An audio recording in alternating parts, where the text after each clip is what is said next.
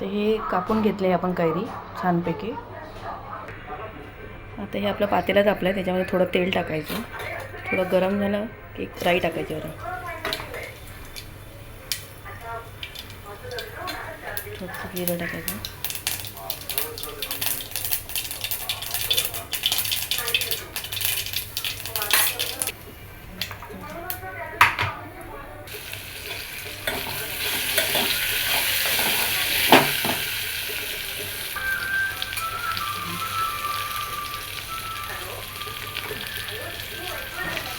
थोडं मसाला,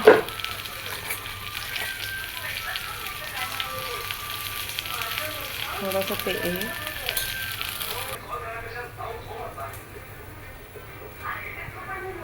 थोडं पाणी ठेवायचं.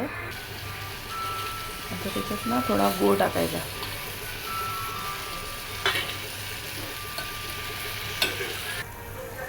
असं छानपैकी झालेलं आहे गोड आंबा. तुम्ही खाऊ शकता. थँक्यू.